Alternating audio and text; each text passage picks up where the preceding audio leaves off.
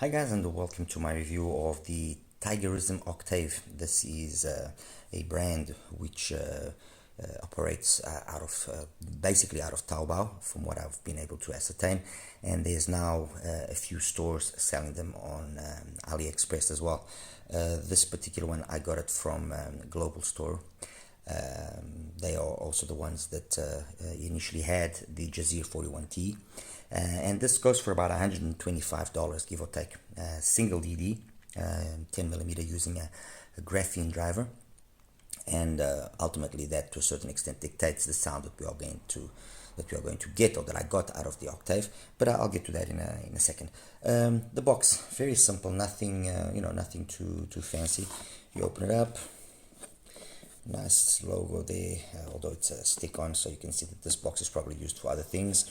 Open it up, and inside brings again this, and underneath there it brings a case. It brings a case which we have seen already before being used, namely by Yannian and then by 7 Hertz. This case, and they've embossed the actual logo onto the case. Looks very nice. The actual quality of the leather or pseudo leather that they used, this fake leather, is actually very good, because it's got a nice matte color to it, so it doesn't look like fake leather. It actually looks very convincing. And then obviously you open it up.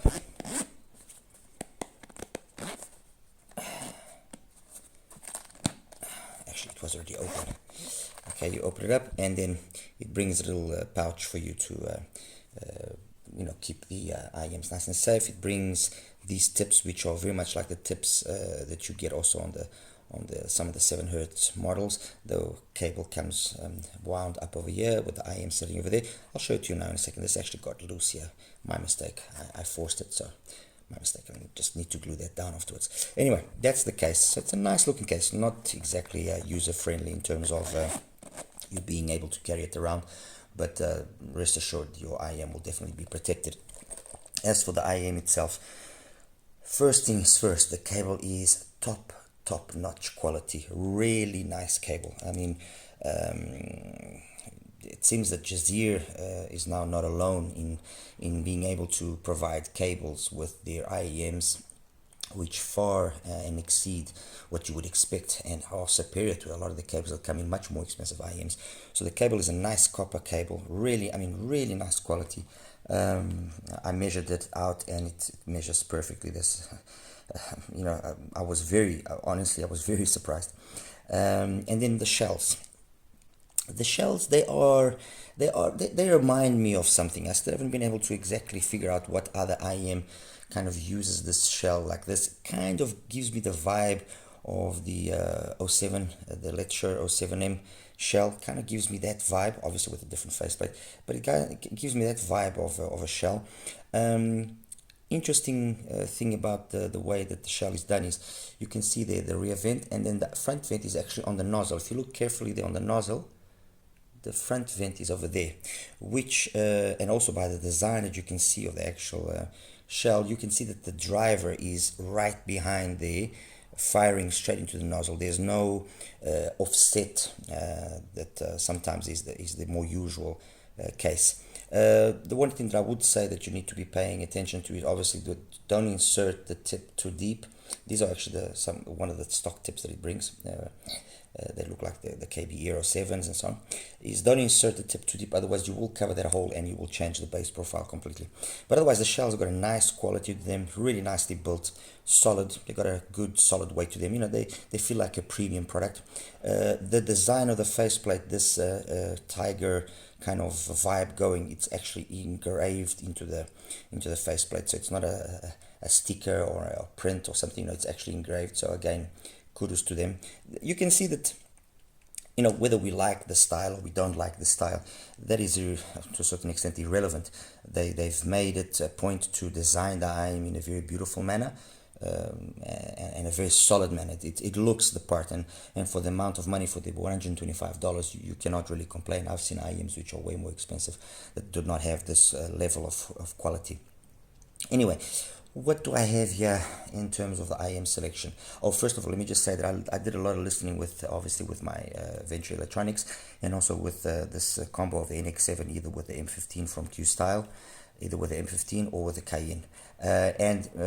As is sometimes the case, especially with multi-driver IMs, doesn't happen as often with single DDs, although there were some here that were affected by that.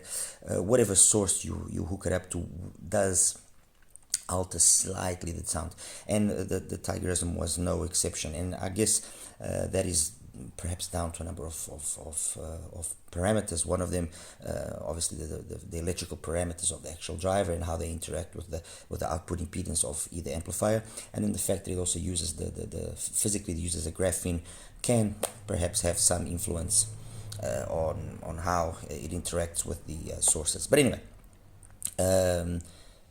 Those were the sources that I used. And then in terms of the IEMs that I selected, I tried to select these IEMs not so much again as to say, okay, this is the outright winner, this is the loser, but to position the TIGERISM with various, I would say, let's call them references at the market. Okay. It wouldn't, so my selection is primarily based on that. These are some of the IMs which I consider the main go-tos. Okay, some of them have been my main go-tos for a while. Some of them have been more recent, but these are my main go-tos. Or there would be much more, or there were a few more that I wanted to include, but then again I would extend the video much longer, and I'm trying to keep the videos, this is a feedback that I've been getting, I'm going to try and keep the videos down to a little bit more condensed form while still maintaining the whole idea or the whole aspect that actually I think is making me stand out among the crowd, which is the fact that I do these mega comparisons all the time. Anyway, what do I have? SIMGOT EW200 and the EPZ Q5. Both of these are IEMs which I believe are solid references at under $50. Then at around the $70 price bracket, give or take, obviously the SIMGOT EA500, incredible IEM, and the Wizard HE10 I think is also a very solid IEM that deserves a little bit more of attention. Then still at around that price, we have the FiO Jade Audio JD7 and the now venerable Moondrop Aria, but the Snow Edition. Okay, and Orina SE had to be here. Then a little bit higher up we have, well, still at about $100 actually. We also have the Venture Electronics SIE, and then again going back to some IEMs which are a little bit older, the Lecturer D13, Moondrop Kato, the blue edition, well, it could be the silver edition, it's basically the same thing, and the HANA 2021. Okay, all of these drivers have basically using different diaphragm materials, and as such those different diaphragm materials do potentiate certain aspects of the frequency range. For example, if we are talking about the EW200 with its SPC diaphragm, which is a combination of DLC and LCP, so they try and get the best out of what you get from a DLC diaphragm, which is a high definition, high quality sound up top, with a really nice lush warm mids from an LCP. They combine that to make the diaphragm for the EW200. And when you listen to the EW200, it is a highly detailed IEM. So if you're someone looking for details and likes detail retrieval and likes all of those things, then definitely the EW200 is an IEM that you can solidly look at. Okay. The Q5 uses a DD which has got a ceramic nano coated diaphragm, and again, the thing that jumps to you straight away is how highly detailed it is. Okay, SIMGOT EA500 uses a DLC diaphragm, and yes, you can notice that the high frequency definition, the mids, upper mids, and treble is fantastic. The HE10 uses a CNT diaphragm, and although they graph very similar, you do notice differences. Fair enough, yes, there's a bit more bass tuned into the HE than over here, but you notice there's a difference in tonality, in timbre. You notice it. Okay, over here we have on the JD a basic PU diaphragm actually. Nothing fancy, while on the Aria we have an LCP. And again, you notice the timbre and the tonality usually associated with those types of diaphragms. Olina uses the CNT diaphragm, okay, much like the original Olina SC uses like the same diaphragm as the original Olina, and as the, for example, the HANA 2021 and the Detachable Oxygen. And again, you can notice the usage of that diaphragm with the way it's been tuned. It gives us a very detailed, very clinical kind of sound. Okay. Next to that, the Shure D13 that uses a 13mm DLC. And funny enough, and I think it's down to the actual size mainly, it doesn't shine in the upper mids and highs in the same way as, for example, the EA500, which uses the same sort of diaphragm, or even the EW200. Okay, the Venture Electronics CA uses, I believe, and correct me if I'm wrong, a aluminum magnesium styled diaphragm. Absolutely, I mean, it's you look at the graph and you say you listen to it and you go, wow, this is special, and it is a very special IEM. And then finally the Kato and the HANA. The Kato uses a DLC diaphragm, and again it does justice to that implementation of diaphragm, and the HANA a CNT. Okay, the Octave uses a graphene diaphragm, and from graphene usually, and this was the case really back in the times of the Melee and other IEMs that use graphene, usually they are very proficient in the lower frequencies. A lot of the stuff from, for example, AudioSense uses graphene diaphragms. AQ4, for example, it's got amazing bass, not only because it's been tuned that way, but it's got fantastic bass. And that's one thing that immediately you notice. Yeah, it's got really good bass, very, very good bass, very nice texture to the bass. It's not a bass monster because it's been tuned, in my opinion, in a very adequate manner, very, very coherent manner. It's kind of got a harmonic style tune. So this, that, they all have this kind of same style of tuning. HE, the majority of them actually very much like that style of tuning, Harman. So nice bass, nice solid. The thing that you have to pay attention is more that you don't cover that vent hole. If you do, then the bass just becomes overpowering and kind of smears the whole sound in terms of the mids. But if you're attentive to that, there's no issues there. The bass is being very well executed. The mids are great, tonally very correct.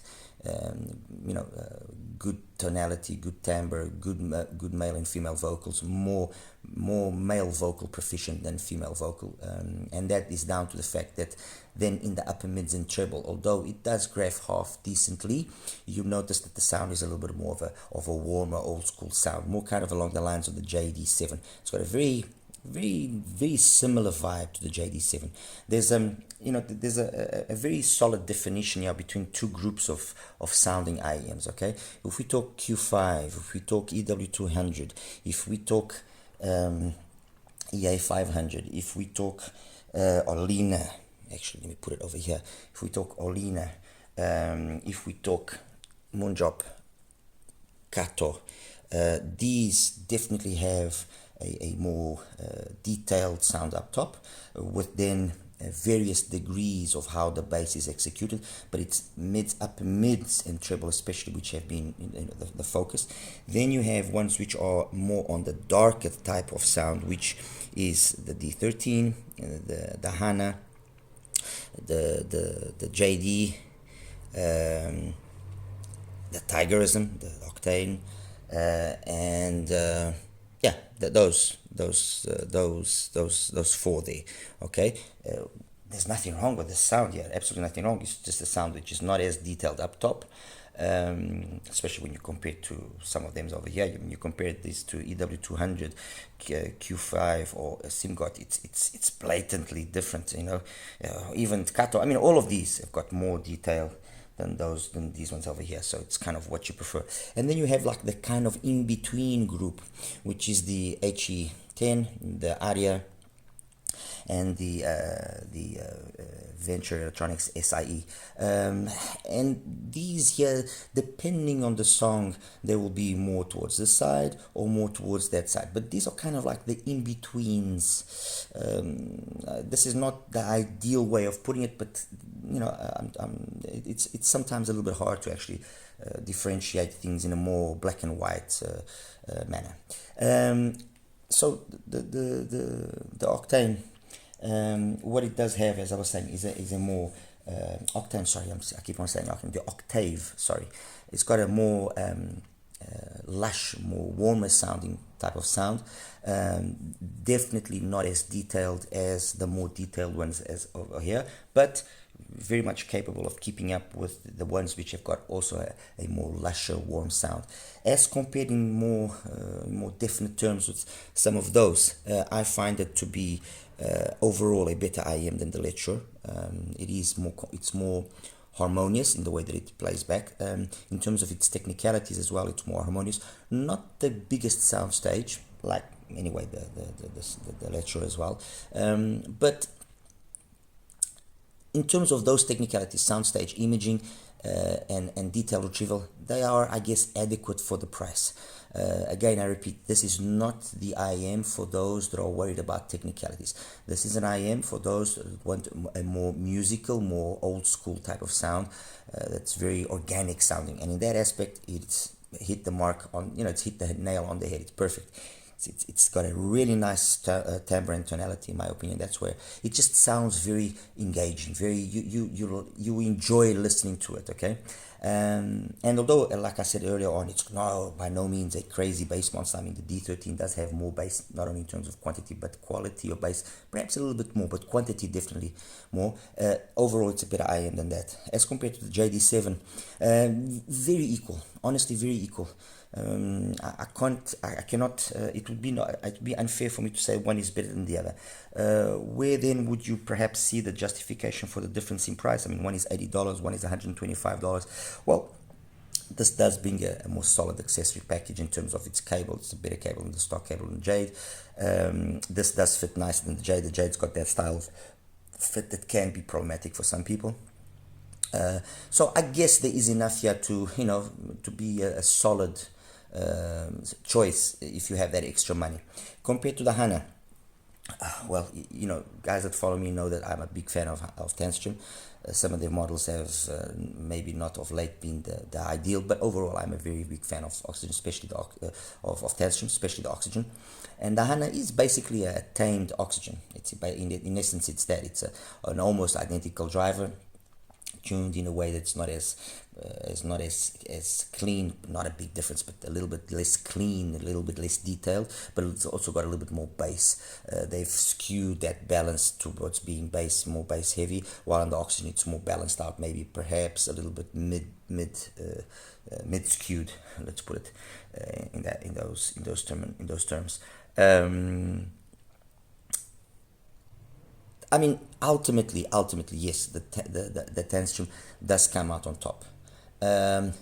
Is it enough to justify the Oxygen is the Hana is $180? Is it enough to justify the $50 difference?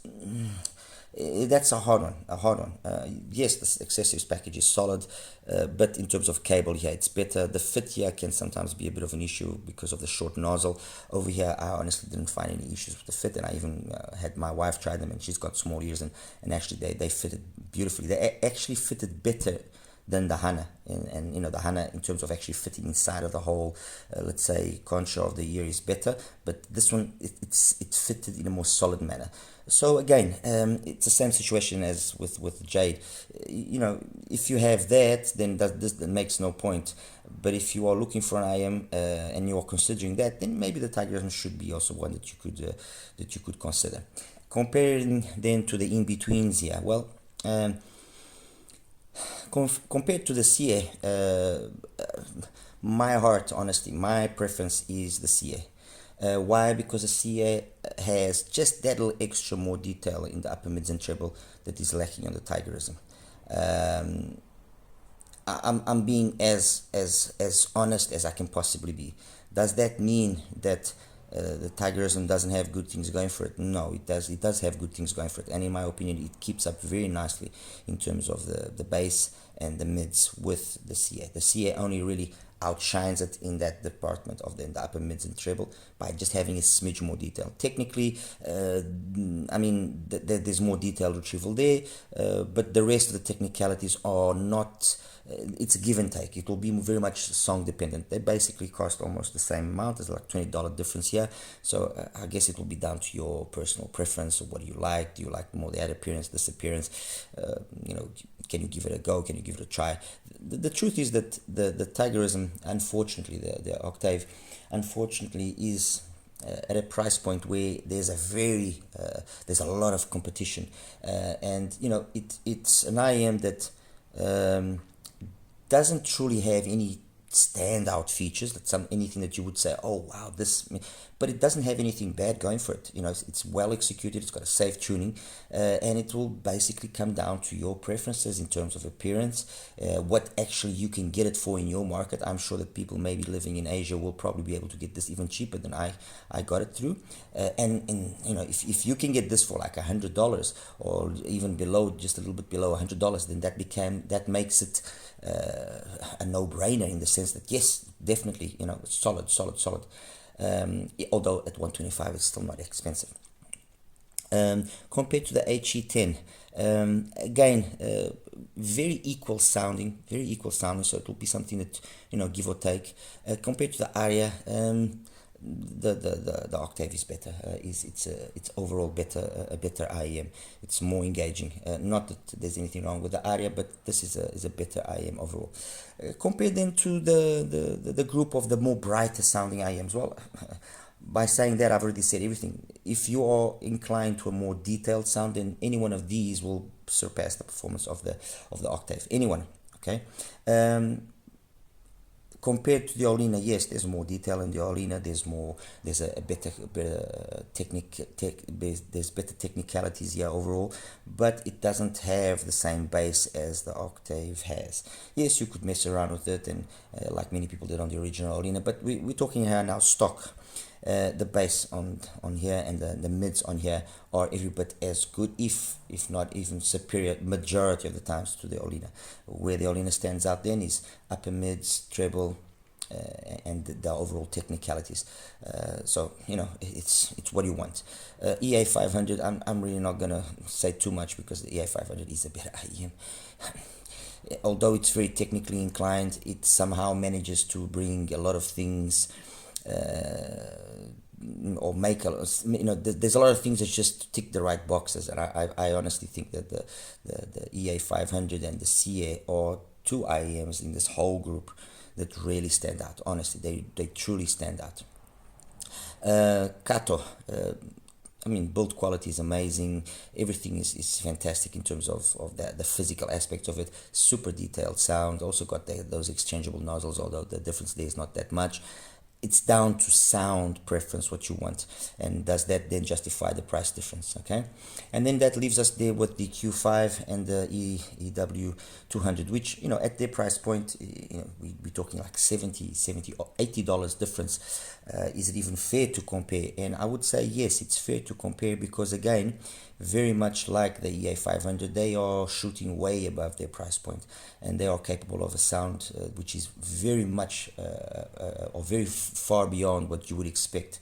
The Q5, again, upper mids and treble. Well, the Q5 and the EW200, what I'm going to say is applies to both of them. These two, in terms of upper mids and treble and the detail of female vocals, I mean, it is better than the Octave. It is, but in terms of, if I have to look at the timbre, the tonality, and that more lush, more this is more satisfying. I would compare the Octave very much like the TKZK. You know, in this group of IEMs, the TKZK is an IEM from the Oranos. Is an IEM priced at around this value, and like I said, I could have included a few more IEMs here. I just didn't want to extend the video too much. The TKZK is a very, very good IEM, very efficient. it plays fantastically. It just is not as detailed as these ones. So these ones here, this group of IEMs, if detail is what you want, this is the group to go for. Okay, if a more lush, engaging sound is what you want, this is the one to go for. If you kind of an in between, this is the group. This will always spend more towards this group of IEMs here overall, and not so much that. Okay, so when I say that the EA500 and the CA, for example, the two that stand out, they stand out because for me personally, with my music, they tick more boxes, right? They have more boxes being ticked. They have a fantastic timbre and tonality, male vocals, female vocals, overall balance of the frequency. Everything is very, very good, very well done. Technically, this is even better than the EA, than the CA, but the CS strong point has never been about being technical. It's about being an organic, old school kind of sound, while this is a more detailed, more clinical sound, but it's got really good tonality. That's what is the magic, I believe, in the EA500.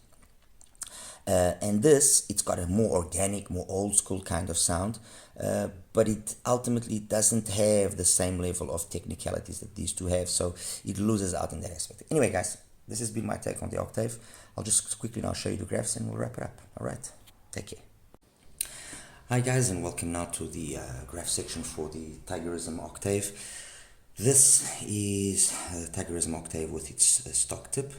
As you can see, everything kind of a harmony tune without a question. An apparent emphasis on the bass, which when you audibly hear it, it doesn't confer. And when you see other graphs I'm going to show you now, I'll explain better. So everything stays within a window of 63 to 64 to 74, about 10 dBs. So you could consider this a V-shaped already, but audibly it doesn't sound as V-shaped as you would think. Anyway, this is the graph with the stock tip, and this in blue with a slight variation then at the top end is the graph using a wide bore medium sized tip, which is what I did most of the time. And the comparisons I'm now going to do are going to be with that tip, okay, with that wide bore tip. It just seemed with this tip to keep everything a little bit more harmonious, let's put it that way. Okay, the first graph I'm going to be showing you is a D13. Apparently it seems like it's got the same bass, but no, the D13 does have a little bit more bass quantity, well, obviously because it's also a bigger driver. But then it's in the mids, upper mids and treble that it doesn't, although it's very similar, with the overall idea, but the octave does sound a little bit more open, okay? But both of them have this kind of more organic, old school kind of sound, okay? The next one is the Moondrop Kato. Let me just actually change the color here to something that's a little bit more noticeable. Okay, this is the Kato. Perfect in terms of the mids, upper mids and treble. Great extension, great 3D-ness, everything highly detailed. Not as much bass, very noticeable as well. Okay, but again, you can see that there's a common theme here in terms of the tuning. Next one is the Tanstrom HANA 2021. The HANA 2021, let me actually put this again in a different color. The 2021 approximates itself more to the whole curve. And actually, if you compare it with the Kato, let me just put here, compared to the Kato, you definitely see the differences that exist when you actually, or you definitely can see graphically what you hear then audibly, which is the Kato's got more bass, especially sub bass, and the mids over here, although they are the same, because there's more energy from behind, they seem a little bit more closed down. Great extension as well, past 10K, so technically very good as compared to the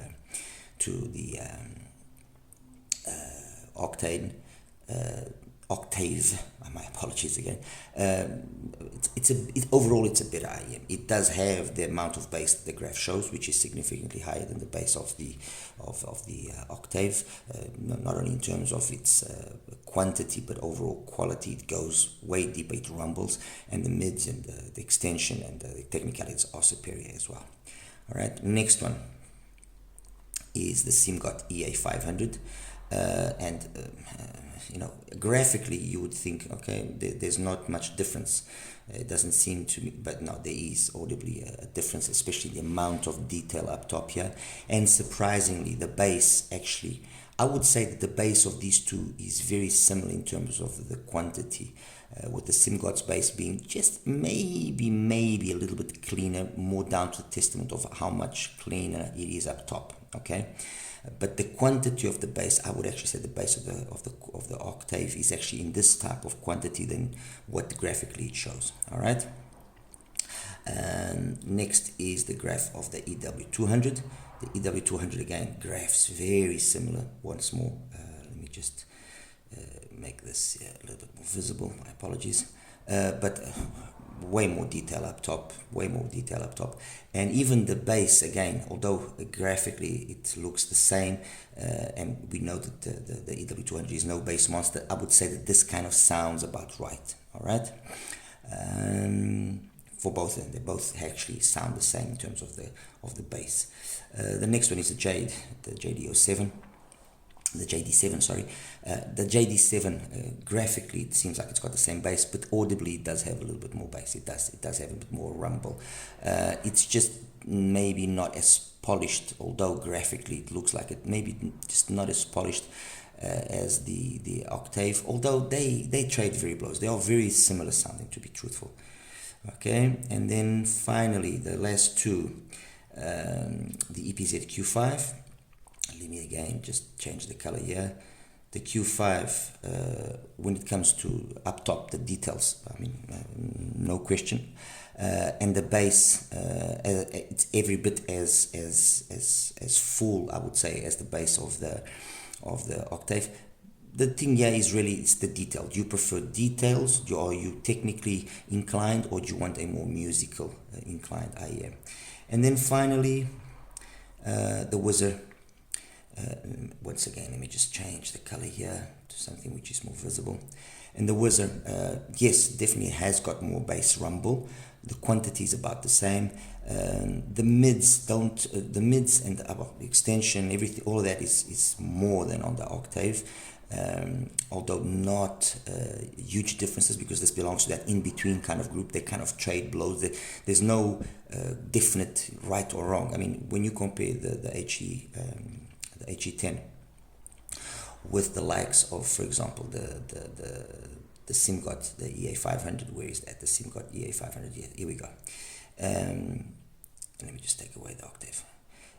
You can see that they graph very similar, but when you actually listen to them, yes, there is a lot of similarity in the sound, but you notice that there's a little bit more bass quantity on the HE, which ultimately actually works against it, in my opinion.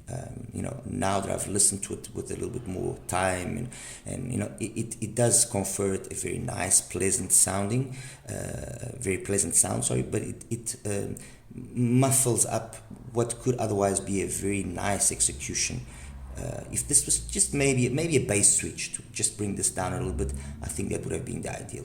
I mean, just for the sake of comparison, if you take that curve of the HE10 and you compare it here to the Kato, you can see how similar they are. It's just that extra bass. If you compare it to the Hana, again, and the Hana is you know, is already known for being a little bit more on the bassy side.